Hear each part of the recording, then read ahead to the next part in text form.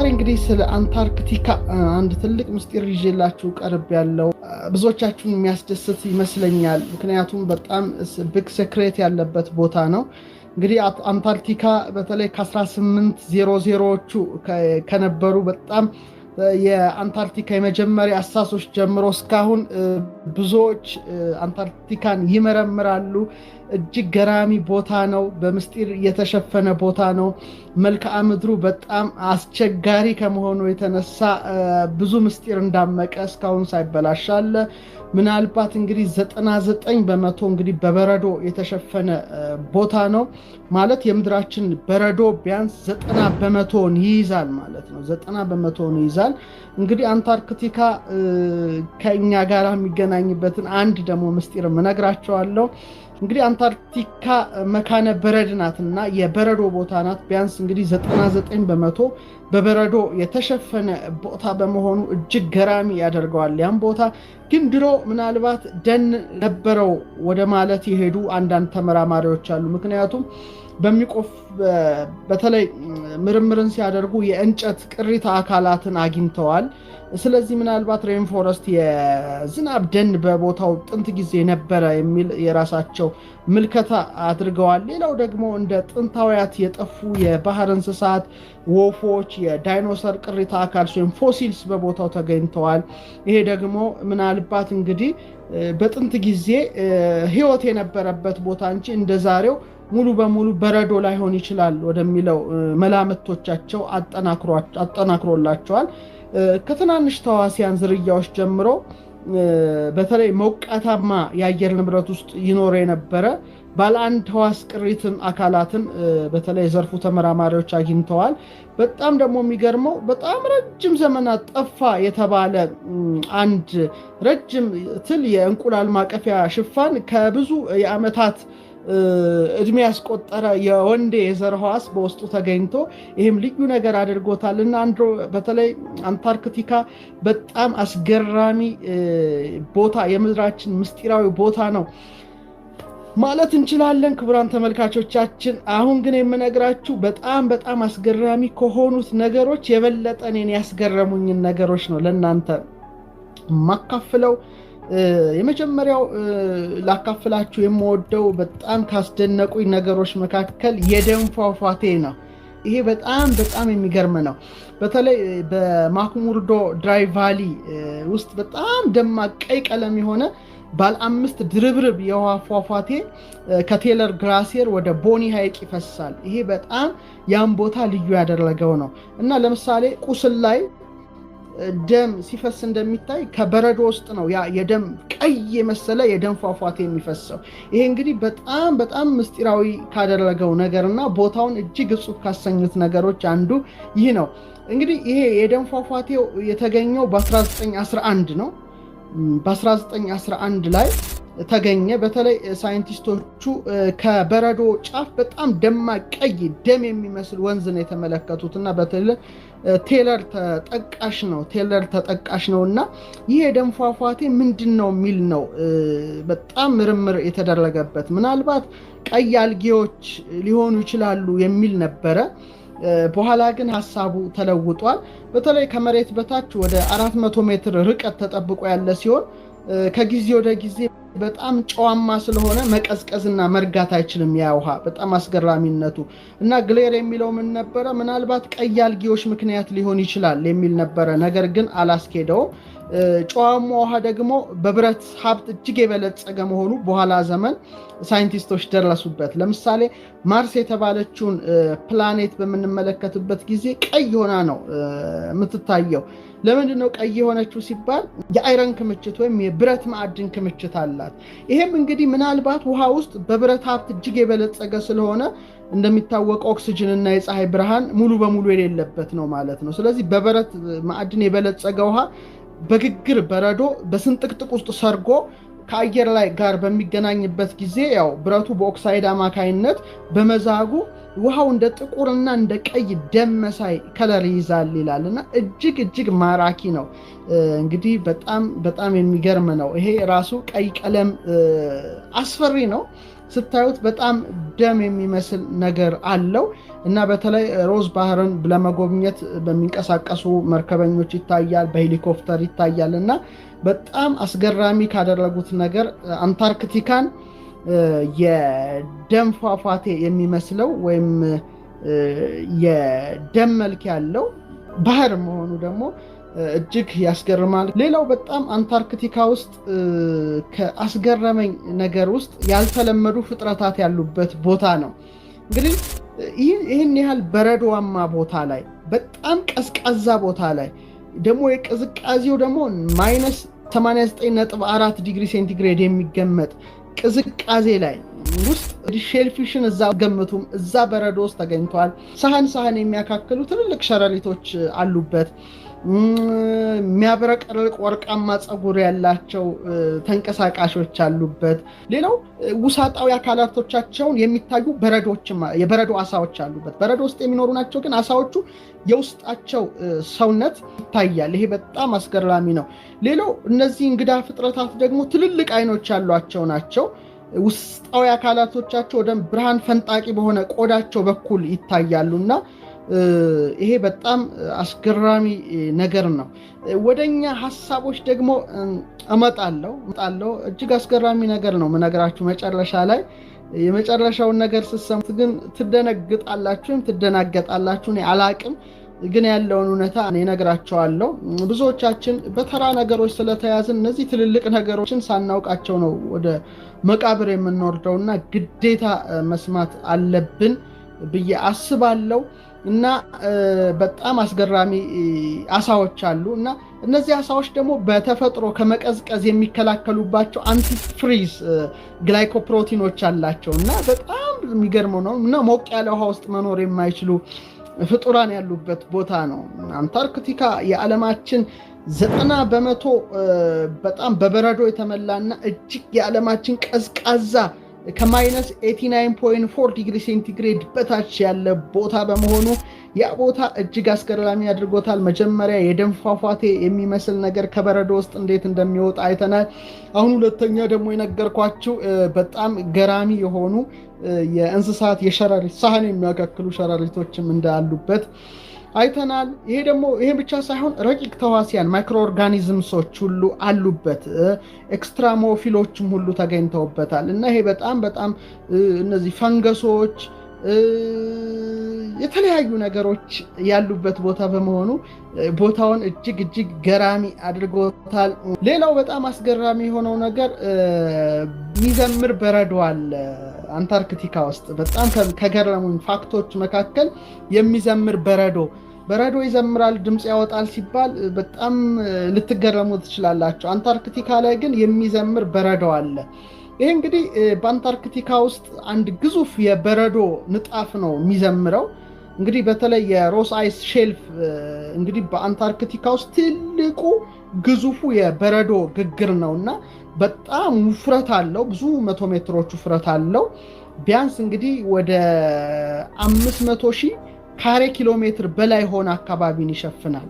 ልብ አድርጋችሁ አድምጡና ይሄ ደግሞ አጥኞቹ ሲናገሩ የፈረንሳይ የቆዳ ስፋትን ያህላል ይሄ በረዶ ማለት ነው። ስለዚህ ንፋስ ይነፍሳል፣ በጣም ብርቱ ንፋስ ይነፍሳል። ስለዚህ ሮዝ አይስ ሼልፍ ላይ ያሉ የበረዶ ንጣፎች ንፋሱ ሲነፍስ የሐዘን እንጉርጉሮ ያሰማሉ ነው። በጣም የሚገርመው ነገር ደግሞ ይሄ ነው። በጣም እና የሚያሳዝን ድምፅ ያሰማሉ በረዶዎቹ። ንዝረቶቹ በሰው ጆሮ የማይደመጡ ናቸው። ስለዚህ ይሄንን ለማዳመጥ ምን ተጠቀሙ? ሴስሚክ ሴንሰር ነው የተጠቀሙት እና ዜማው ሊገኝ የቻለው ከበረዶ ውስጥ በአጋጣሚ ነው እና አይስ ሼልፍ የበረዶ ግግር ውስጥ ነው እና ሴስሚክ ሴንሰር ከተተከለ በኋላ እንትኑ ድምፁ መደመጥ ጀመረ እና በጣም አስገራሚ ድምፅ ነው። ግን በጣም ዜማው ይቀያየራል። ግን ነፋሳቱ ናቸው። በሰው ጆሮ ሊደመጥ አይችልም። ግን በሴንሰሮቹ አማካይነት ድምፁ በጣም ገራሚ ወይም አሳዛኝ ማሂዘኒ ዜማ ያሰማልና አንታርክቲካን ይሄ ልዩ አድርጎታል። ሁለት ነገር ብቻ ነገራችሁ አበቃለሁ። የጥንት ሜቴዎራይቶች አሉ። በጣም አንታርክቲካን ልዩ ካደረገው ነገር መካከል ለምሳሌ ብዙ አለቶች ከህዋ ይወድቃሉ። ኤክስትራተሬስትሪያል ሮክስ አሉ፣ ኮሜት አለ፣ ሜቴዮራይት አለ፣ ሜቴዮራይድ። እነዚህ ነገሮችን ከዚህ በፊት በስፋት አቅርቤላቸዋለሁ እና ነጭ በረዶ ላይ ጥቁር ከሰማይ የወረዱ አለቶች ማየት ደግሞ በጣም አስደሳች ነው። የተለያየ ቦታ ይወድቃል። ምንጊዜም ወደ መሬታችን ከባቢ አየር ሲገቡ እንደ ሹቲንግ ስታር ሲቀልጡ የምታዩቸው ነገሮች አሉ። አንዳንዱ ደግሞ ከባቢ አየሩን ጥሶ ይወድቃል እና ብዙ ነገሮች አሉ፣ የሚወድቁ ነገሮች አሉ እና በተለያየ ቦታ ይገኛሉ። ግን አንታርክቲካ ላይ ለረጅም ዘመናት ሲከማቹ ቆይተው በተለይ ከ1976 ዓመተ ምህረት ጀምሮ ናሙናዎች ሲሰበሰቡ ወደ 20 ሺህ የሚጠጉ ከሌላ ዓለም የመጡ ሜቴዮራይቶች ናሙና ተገኝተዋል። ይሄ በጣም አስገራሚ ነገር ነው። እንደውም በ2013 ጎርጎሮሳዊ ዘመን ቀመር የጃፓን እና የቤልጂየም ሳይንቲስቶች እንደ 25 ዓመታት ሙሉ ምስራቅ አንታርክቲካ ላይ ሲመረምሩ ትልቁን ሜቴዮራይት አግኝተዋል። ወደ 18 ኪሎ የሚመዝን ነው። ይሄ በጣም አስገራሚ ነው። ሌላ ደግሞ 40 ቀን ሙሉ ፍለጋ አድርገው ወደ 425 ሜቴዮራይቶች እና ክብደታቸው ወደ 75 ኪሎ ግራም የሚጠጋ፣ ይሄ በጣም የሚገርም ነው እና ለምሳሌ ከአስትሮይድ ቬስታ ከማርስ የመጡ የተለያዩ ሜቴዮራይቶች ተገኝተዋል። ሌላው ባጭሩ ነው ነግራችሁን ፈልገው ባዕድ ፍጡራኖች ኤሊያንስ አሉ ወይስ የሉም የሚል ጥያቄዎች በበርካቶች ይደመጣሉ። ባዕድ ፍጡራንና በተለይ የጠፋሽ ከተማ እዛ አካባቢ ነበረች የሚል አንድ ንድፈ ሐሳብ አለ። በተለይ የኮንስፓይራሲ ንድፈ ሐሳቦች ወይም የሴራ ትንተና የሚያደርጉ ሰዎች በአካባቢው ላይ ረጃጅም የራስ ቅሎች ተገኝተው ነበረ። እንግዳ የሆኑ ፒራሚድ ቅርጾችም አሉበት።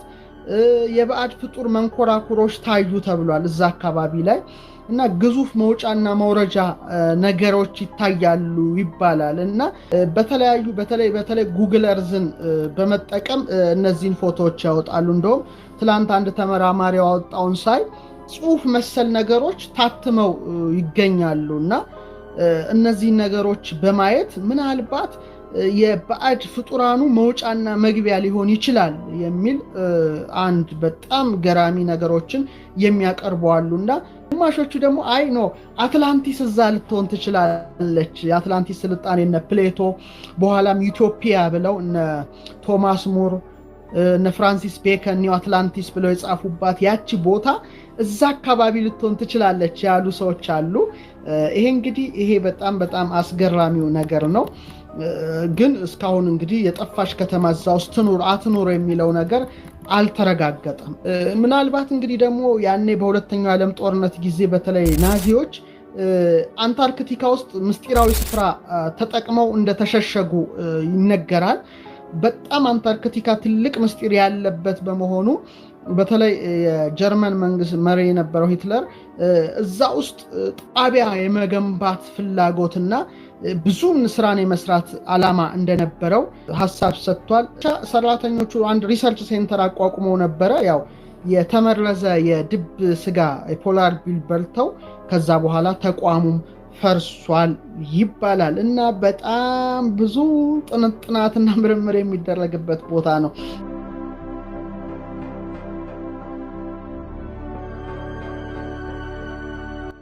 ትልቁ ነገር ከኛ ጋር የሚያገናኘው ነገር ምንድነው? የአንታርክቲካ ውስጥ በጣም አሁን ጉግል አድርጉ ከኔ ፕሮግራም በኋላ የመሬት ቻችኛችሁ ፖሏ ጫፍ ላይ በተለይ ቀዝቃዛው አንታርክቲካ ላይ የቅዱስ ገብርኤል አርክ ኦፍ ገብርኤል ታቦት መቀመጡን ስንቶቻችሁ ታውቃላችሁ? ብዙዎቻችን ይሄን ነገር አናውቅምም አልሰማንምም። ነገር ግን በመላው ዓለም በተለይ ያ በተቀመጠ ጊዜ በመላው ዓለም ያሉ የዜና ማሰራጫዎች ትልልቆቹ ጨምሮ ማለት ነው ትልልቆቹ ጨምሮ ዜናውን ሰርተውት ነበረ። አሁንም ምናልባት እኔን እንኳን ካላመናችሁ ጉግል አድርጋችሁ ማየት ትችላላችሁ እና በጣም በሚገርም መልኩ የቅዱስ ገብርኤል ታቦት እንዲቀመጥ ተደርጓል በሩሲያ መንግስት ማለት ነው። ይሄ በጣም አስገራሚ ነገር ነው። የሚገርመው ይሄ እንግዲህ አፄ ካሌብ በተለይ በናግራን ዘመቻ ጊዜ ይዞት የዘመተው ታቦት እንደነበረ ነው የሚነገረው እና በጣም ገራሚ ነው። እንግዲህ የቅዱስ ገብርኤል ታቦት ነው። በጣም ኃያል ነበረና በጣም በተለያዩ ሀገር ጋር ተቀምጧልና ኃይል እያወጣ ብዙዎችን ያፈራረሰ እንትን ባለ ጊዜ መጨረሻ ላይ ምን ተደረገ? የአፄ ካሌብ የዘመተበት ዘመን ታውቃላችሁ። ወደ የመን የዘመተበትን ጊዜ እንግዲህ ነገስታቱ ሲዘምቱ ታቦታት ይዘው የመዝመት ልምድ አላቸው። ስለዚህ ይሄ በተለያዩ ሀገራት ከአንድ ወደ አንዱ ሲቀባበሉት ኖረው መጨረሻ ላይ ግን በጣም ስለከበደ በቫቲካን አደራዳሪነት የሩሲያ መንግስት በአደራ እንዲጠብቀው ነው ስምምነት የተደረገው። በተለይ እንግዲህ ፖፕ ፍራንሲስ እና የራሻው ፓትሪያርክ ኪሪል ነው በዚህ ዙሪያ ላይ የተወያዩት። እንግዲህ በዚህ በቅዱስ ገብርኤል ታቦት ምክንያት እንግዲህ ከ1000 ዓመት መለያየት በኋላ ነው የሩሲያ ኦርቶዶክስ ቤተክርስቲያን እና የካቶሊክ የሮም ካቶሊክ አመራሮች የተወያዩት። ይሄ ደግሞ በጣም አስገራሚው ነገር ነው እና ውይይቱ ፎቶቸው አለ ኢንተርኔት ላይ ጉግል አድርጋችሁ ተመልከቱት። በተለይ ፖፕ ኪሪል እና የሮሙ ፖፕ ፍራንሲስ በዚህ ዙሪያ ሲወያዩ እና መጀመሪያ ውይይቱ የነበረው ከሃጊያ ሶፊያ እንግዲህ ሃጊያ ሶፊያን ታውቋታላችሁ፣ ተርክ የነበረችው ኢስታንቡል። እዛ በጣም ብዙ ጥንታዊያት ዶኪመንቶች ነበሩ እና እኔ እንግዲህ የጥንታዊ ጽሁፎች ተመራማሪ ነኝ እና ብዙ ብራናዎች ብዙ ምስጢር አላቸው። እኛ ብዙ ጊዜ በተራ ነገር ተይዘን ስለምንጨቃጨቅ ምን እንዳለን እንኳን አናውቅም። በጣም በሚያስቀይም ነገር ነው መንፈስ የተያዝ ነው። በእውነት እግዚአብሔር ህሊናችንን ንጹህ እንዲያደርግልን ሁሌ ጸሎቴ ነው። አንዳንዴ ትልቅ ምስጢራቶች ህሊናውን ባላነጻ ሰው ሊገለጹ የሚችሉ አይመስለኝምና እና ይሄን ሁሉ ጊዜ በጎ ነገር እንድታስቡ አስባለሁና ይህ እንግዲህ የቅዱስ ገብርኤል ታቦት በየሀገራቱ ትልልቅ ስራ ስለሰራ መጨረሻ ላይ ተወያዩና ወደ አንታርክቲካ እንዲሄድ ነው የተደረገው። በተለይ ብቸኛ ቤተክርስቲያን ያለው አንታርክቲካ ላይ የሩሲያ ኦርቶዶክስ ቤተክርስቲያን ነው። እንግዲህ ፓትሪያርኩ እንግዲህ በጣም ቀዝቃዛ እንግዲህ ኦልሞስት -50 ዲግሪ ሴንቲግሬድ በጣም ቀዝቃዛ ቦታ ላይ ነው እንግዲህ የቅዱስ ገብርኤል ታቦት እንዲቀመጥ የተደረገው።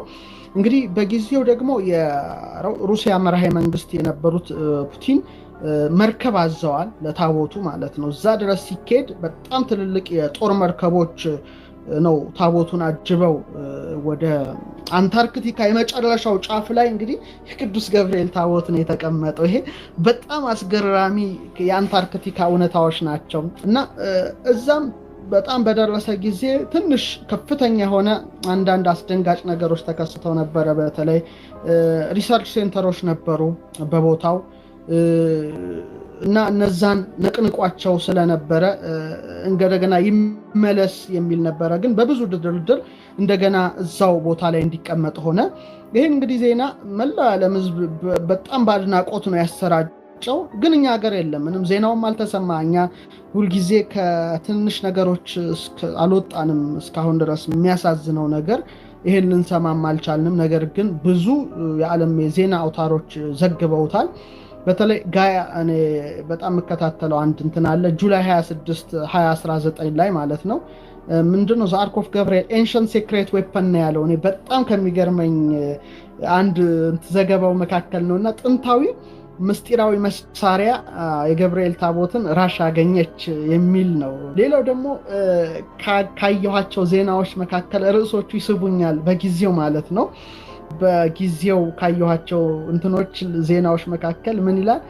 አንታርክቲካ ላይ በጣም አፖካሊፕቲክ ዌፐን ማለት የመጨረሻው ዓለም መፋለሚያ ትልቅ ዌፐን እንግዲህ የታቦቱን ኃይል ነው የሚሉት እና እንግዲህ አሁን የተለያዩ የጦር መሳሪያዎች እንዳሉ ሁሉ ይሄ ደግሞ የመጨረሻው ዓለም በዮሐንስ ራእይ ላይ እንደተጻፈው ከፍተኛ ኃይል ያለው የገብርኤል ታቦት አንታርክቲካ ላይ አለ እና ይገርማል። እንደውም አንዱ ተመራማሪ የጻፈው ምንድነው ወደ እናት ሀገሩ ይመልሱታል ይመለስም ብሎ ኤኒዌይስ ግን ምንድነው አስገራሚ ነገር አለ ማለት ነው። ስለዚህ የመጨረሻው የአንታርክቲካ የምድራችን የመጨረሻ የበረዶ ጫፍ ላይ የተቀመጠው የቅዱስ ገብርኤል ታቦት ነው። ይሄ ደግሞ በጣም አስገራሚ፣ ብዙዎቻችን ይሄን ነገር አናውቅም። አፍሮ አይገባ መስቀል ተመልሷል። እውነት ነው። ይሄ ግን በጣም እንግዲህ በአፄ ካሌብ ዘመን የሄደ ታቦት ነው። በጣም ትልቅ ኃይል አድራጊ ነው። እንግዲህ የገብርኤልን ቅዱስ ገብርኤልን ታቦት ታሪክ አንታርክቲካ ያለው እናንተ ደግሞ ጉግል አድርጋችሁ በደንብ እንድትመራመሩት አጥኑት፣ መርምሩ። ብዙ ነገር ኦፕን ማይንድድ ሁኑ። ሁልጊዜ አስቸጋሪ ነው። ኦፕን ማይንድድ መሆን ያስፈልጋልና ይህን ሳይ ለእኔ እንግዳ አይደለም። ምክንያቱም ታቦት ያላት ኢትዮጵያ ናት፣ ይታወቃል። የትም ዓለም ታቦት የላቸው። እንግዲህ ታቦትን ከታቦተ ጽዮን ቀጥሎ ደግሞ ታቦታቶችን በክብር የምታዘጋጀው ቤተክርስቲያን ናት። ለማንኛውም ግን በጣም አንታርክቲካ ምስጢራዊ መሆኑን ልነግራችሁ ነው። በዚህ አጋጣሚ የከርሰ ምድር ሐይቆች አሉ። በጣም ወደ 400 የሚጠጉ ሐይቆች አሉበት። ይሄ በጣም ደግሞ አስገራሚው ነገር ነው። በጣም ጥልቅ ሐይቅ አለ። 55 ሜትር የሚጠልቅ ጥልቀት ያለው በጣም የሳይንቲስቶችን ቀልብ የሳበ የየብስ ገብ ሐይቅ አለ። ይሄ በጣም ገራሚ ነገር ከሚያስገርመኝ ነገር ነው እና የተወሰኑ ፒንጊዮኖች በውስጥ ሲዋኙ ይታያል እዛ ውስጥ እና በጣም ሐይቁ ግን የቀዘቀዘ ስለሆነ በቀላሉ ይሞታሉ። በጣም ግዙፍ ቀዳዳ አየርላንድን የሚያክል ቀዳዳ አንታርክቲካ ውስጥ አለ። እንግዲህ ይሄ ቀዳዳው የተከፈተው በ2017 ነው። በተለይ ፖሊኒያ የሚባል ቀዳዳ ነው። 78,000 ካሬ ሜትር ስፋት ላይ ከመንሰራፋቱ በቀር አዲስ ነገር ባይሆንም በጣም በ1970ዎቹ ይሄ ትልቅ ቀዳዳ ተከፍቷል። ይሄ ደግሞ በጣም አስገራሚ ነገር ነው። ሌላ በጣም ግዙፍ ተራራ አለ። ኤርባስ ተራራ የሚባሉ አሉ። በጣም ኢንአክቲቭ የሆኑ ዝምተኛ ጸጥ ያሉ ቢሆኑም 4 እሳተ ገሞራዎች አሉበት። በጣም ይሄ ሁሉ ነገር የሚገርም ነው። የሚገርም እውነታ ነው እና አንታርክቲካ በጣም በብዙ ምስጢር የተሞላ ነገር ነው የምነግራችሁ። ነገር ግን ስለ ብሄሞትና ሌዋታን አቀርብላችኋለሁ። የት አካባቢ ሊሆኑ ይችላሉ የሚለውን ነገር እኔም አስባለሁ። እናንተ ብቻ ሳትሆኑ ግን እገምታለሁ። ምክንያቱም መሬታችን ለ7 ክፍል ተከፍላለች። አንደኛው መካነ በረድ እኔ አንታርክቲካ ይመስለኛል እሱ። ሌላ እነዚህ ደግሞ ብሄሞትና ሌዋታን የሚኖሩበት የራሱ የሆነ ጥልፍልፍ ሰርተው የሚኖሩበት አንድ ዓለም፣ የግዙፋን ወይም ግሩማን አራዊት የሚኖሩበት ዓለም። ለማንኛውም ተመራመሩ፣ ተራቀቁ፣ በጎ ሐሳቢዎችን እውቀታችሁን ሼር አድርጉ። ምንጊዜም ቢሆን ጭፍን ያለ ነገር ውስጥ እንዳትገቡ ሀሳብ አስተያየቴን ነው የምነግራችሁ። በጣም አመሰግናለሁ ክቡራን ተመልካቾቻችን። የአንታርክቲክ ምስጢር እጅግ ልዩ ነው። እኔ በጣም ከበዛው ትንሿን ብቻ ነው ያካፈልኳችሁ። እናንተ ግን በጣም እንድትመረምሩ ስለምፈልግ ብቻ ነው እዚህ ላይ ያቆምኩት። ሰላም እደሩ። መልካም አዳር ይሁንላችሁ። መልካም ምሽት።